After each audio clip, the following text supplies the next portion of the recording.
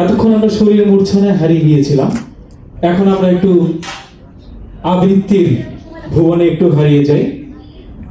তো আমি আবৃত্তি করার জন্য মঞ্চে ডেকে নিচ্ছি সুভা সুমলিনাকে। আমি সুভা সুমলিনা, ডোরস ফর ইনক্লুসিভ সোসাইটির 10 বছর প্রতিষ্ঠা বার্ষিকী উপলক্ষে ডোরস ফর ইনক্লুসিভ সোসাইটিকে জানাই শুভ জন্মদিন। এবং এই মুহূর্তে আমি আবৃত্তি করছি আরণ্যক বসুর মনে থাকবে কবিতাটি। মাইক্রোফোনটা লিপ টাচ, আপু আপনি লিপ টাচ করে আবৃত্তিটা করবেন। এভাবে? হ্যাঁ, ঠোঁটের সাথে লাগিয়ে। জি, ধন্যবাদ। পরের জন্মে বয়স যখন 16ই সঠিক, আমরা তখন প্রেমে পড়ব।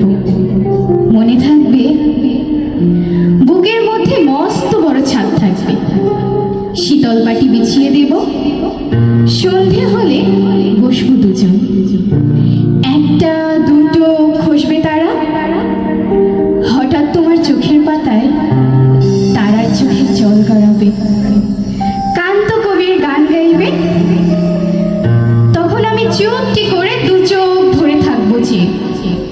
মনে থাকবে এই জন্মের দূরত্বটা পরের জন্মে চুকিয়ে দেব, এই জন্মের চুলের গন্ধ পরের জন্মে থাকে যেন, এই জন্মের মাতাল চাওয়া পরের জন্মে থাকে যেন। মনে থাকবে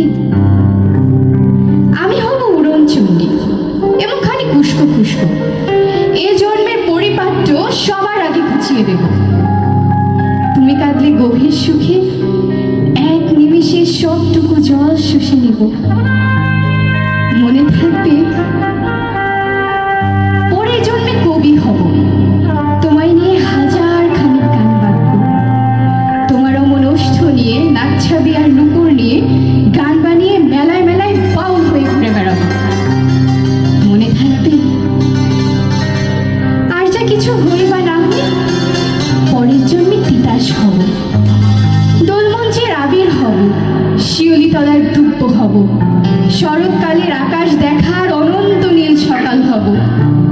এসব কিছু হই বা না হই, তোমার প্রথম পুরুষ হব। মনে থাকবে